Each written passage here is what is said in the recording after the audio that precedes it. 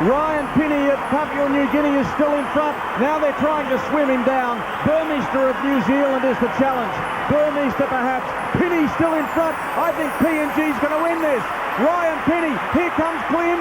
Touch on the wall. Ryan Pini. Papua New Guinea win a gold medal in the swimming. Ryan Pini is a celebrated icon in Papua New Guinea in the sport of swimming. Inducted into the 2024 PNG Sports Hall of Fame, his journey has been nothing short of inspiring. Ryan grew up in Port Moresby and began his swimming journey at the Boroko Amateur Swimming Club. His love for swimming started when he was just at the tender age of 6. My early years as a young swimmer, I started at a very young age.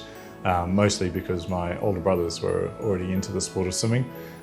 My dad has been a swimmer back in the 60s representing Papua New Guinea, so it was kind of almost something that was going to happen, being involved in the sport, and my mum being involved in the sport as well. So I thoroughly loved going down to the swimming pool. When I got older, I started to really focus on what made me swim faster and how I could better myself, and that's when I really started to challenge myself and to move up into the sport and find a new love and enjoyment out of the sport, rather than just competing for the fun of it. Is competing to excel in something and be the best person that I can be. Winning gold for Papua New Guinea in the 100-meter butterfly at the 2006 Commonwealth Games was a defining moment in Ryan's life and a historic achievement for his nation. Reflecting on that victory, he spoke with pride and gratitude, describing what it meant to represent PNG on such a prominent international stage. Commonwealth Games was a really special moment in time, and that was something that obviously cemented a lot of things for me and put my name up onto that world stage, and Papua New Guinea onto that world stage as well. My first Commonwealth Games in 2002, 4 years before that, I certainly wasn't the same swimmer.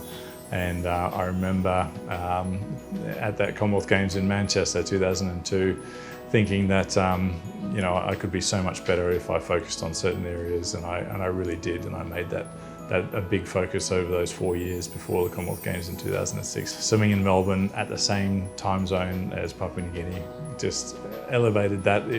It gave Papua New Guinea the opportunity to watch the race almost live at a good time of day, not at midnight or the early hours of the morning. So I got to showcase what I could do. I couldn't believe it that I'd beaten someone that I admired so much, Michael Klim, and wearing that gold medal around my neck. Representing Papua New Guinea is obviously something that is, I don't think you can really explain it, but it's a very honourable feeling to know that you have so many people watching you. And getting home after that competition was amazing, seeing the amount of people at the airport, and then as we did a road trip around Port Moresby, it was really incredible. I think I had cramps in my cheek from smiling so much over a few days, but it was an amazing experience and something that drove a lot of my confidence and how I prepared myself for the following years into the rest of my career. Competing in 4 Olympic Games was an extraordinary feat, a testament to his unwavering mental strength and dedication. Maintaining the motivation to train and perform at that level over a decade required an endurance few could sustain. 4 Olympics is a long time. That's definitely over 12 years of hard work. If I look at my career, it was a good 16 years of that elite swimming for me. So it does take a lot of mental strength and a lot of reprogramming. I suppose you can't do the same thing every single year. There's a lot to learn, a lot to discover about yourself, and I had to make sure that I kept on learning and kept on discovering. I never stopped.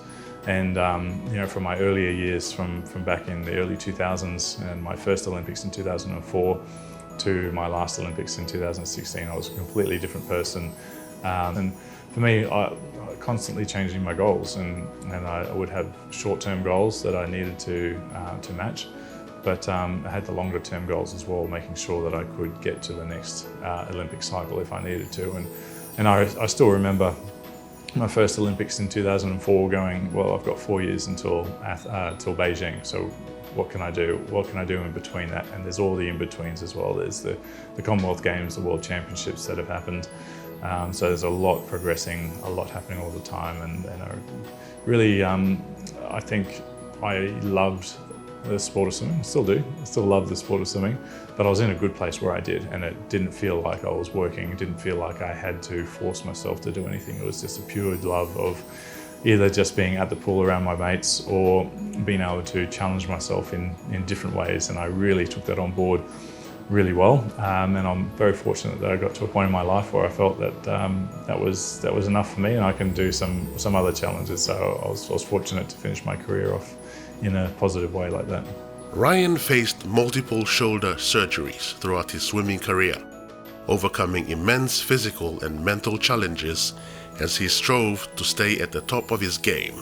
That motivation piece is really difficult because it's not every day that you can feel motivated to do something, but it's about that perseverance and being able to get through something that you know is challenging, you know is tough, but at the end of the day you're going to have a story to tell, you're going to have hopefully accomplished what your goal is. There's a lot of hard work that does go into these, and some of those are things like injuries, and my shoulder injuries definitely took me out. It was every 2 years that I was having a shoulder operation over both of my shoulders. It was really challenging. Some of them took me out of the water for 3 months, but I had really good people around me in that space that supported me throughout the whole period. They weren't forcing me to do anything, but they were supporting me really well. And it gave me this really good place where I felt comfortable getting back into the water and feeling motivated and enjoying that separate challenge, which I don't think a lot of people would, but I enjoyed just getting back to the basics and really working on this. It's a forced opportunity that I had to go and work on the things that you don't like working on, and that's just kicking up and down the pool and breath work and really small sculls and skills work that I had to do for over 3 months during that time. So very hard, very challenging, but I got through it, and that made me a lot more resilient. Being the flag bearer of Team PNG in the 2008 and 2016 Olympics, Ryan reflected on what those moments meant to him. With every step, he felt the weight of his nation's hopes and dreams upon his shoulders. It wasn't just about representing PNG. It was about embodying the spirit, resilience, and pride of the people of Papua New Guinea on a global stage. It's a huge honour. Getting picked to do this and having your name brought forward as the flag bearer, not once but twice, was a really amazing opportunity. It's something that I absolutely love doing, and the feeling of it, knowing that you've got your team there and they're all supportive, coming out and standing behind you as you walk out and hearing your name in front of 100,000 people. And then there's the millions and billions of people watching on TV. It's the hopes and dreams of people of Papua New Guinea and people from all around the world who want to be able to represent their country. I think even for me it's about the dream of being able to, one, represent your country, but then accomplish something that not many other people have been able to do. And I think holding that inspiration for so many people does carry a lot of weight on your shoulders, and you want to represent them well, and you make sure you do that in every aspect of my life. His journey began in Port Moresby and soon led him to training in Brisbane, where he met his wife, Carly. Throughout his demanding swimming career, Carly and her family's support proved to be crucial. They provided the stability and encouragement he needed to balance his intense training with his personal life, helping him navigate the challenges and achievements along the way. My life was purely around sport and swimming and trying to get the best out of that. But you know, you do meet people, and met my partner, my wife Carly, and that changed things. But it came at a good time in my life where I was able to start to find a different balance, and that's that part of that longevity of my career has been able to do that and find something else that you can start to focus on and start to have a little bit more of a mental break around just the focus on swimming. My first retirement from swimming in 2012 after the London Olympics, moved back home, started working, and then found that I wanted to get back in the water and represent Papua New Guinea at the 2015 Pacific Games.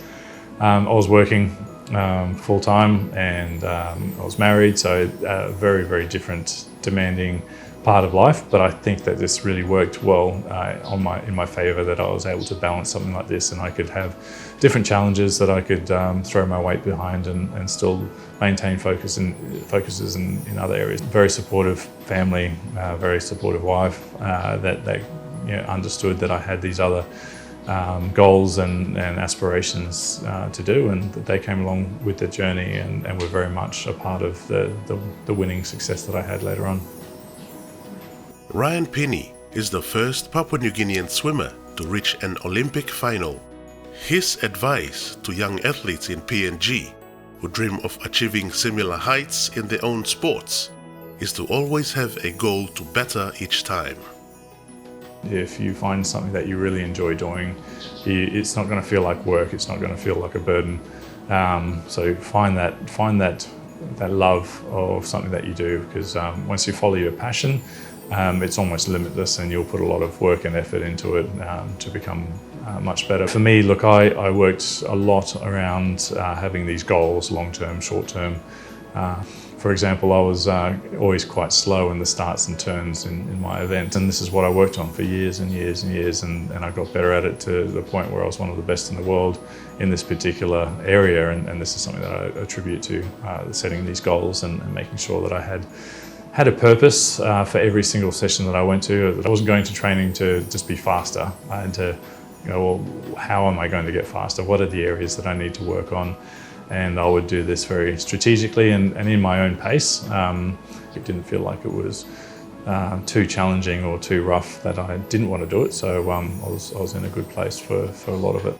Being inducted into the PNG Sports Hall of Fame is an incredible achievement, added to the list of achievements he has attained over the years. His contributions to swimming and sports in PNG have been recognized, and to him it is an honor. This is a legacy he would like to leave behind. So for me, I love the idea that athletes can give back and to find a purpose if they enjoy what they're doing, if they have this great story that they can tell other athletes that might help them and might benefit them. This is the one thing that I want to leave behind, and if I can help an athlete in any way change their career or become the best version of themselves, then if I can do it once, then I think I've won. But if I can keep doing it for as long as I can, that's what I want to be able to do. And for a lot of for me is the everyday is getting out and seeing people and just listening to their stories of when they watched my gold medal swim at the Commonwealth Games in 2006 and just being a part of that, and hoping that I can be a part of that legacy and making sure that their version of me in their head is what they expect and that I can give back to them in any way possible. Looking ahead, Ryan hopes to continue supporting sports in PNG while also exploring other pursuits beyond the realm of sports. I'm thoroughly invested in my time into giving back, into promoting Papua New Guinea as much as I can, but then helping the athletes navigate the challenges of life. This is it's a very special award. It's a very special occasion. Obviously, it's a recognition of all of the work that has gone before and the triumphs that everyone gets to see and all the failures that many people don't get to see. I've been through, and it's a recognition of all those challenges, and to be in the Hall of Fame with so many other recognisable athletes from the past is really special to me, and I can only hope that this is progressed in the future and people can look back and be a part of this amazing journey. I really would love athletes to be able to recognise this and to hope to be a part of this, and all of it for me is representing Papua New Guinea, representing yourself as the best version of yourself, and putting yourself into this catalogue of people who have done the country proud. So last but not least, the people of Papua New Guinea. I think that's something that, like I said, I get to step out every day and I get the opportunity to say thank you to people who have supported me throughout my entire journey. And won't stop. I'll keep on saying thank you for as long as I can. And it's truly a blessing, and I'm proud to have done what I've done, and I'll do it all again in a heartbeat if I ever could. Thank you, Ryan, and congratulations on being inducted in the Papua New Guinea Sports Hall of Fame, a well-deserved recognition.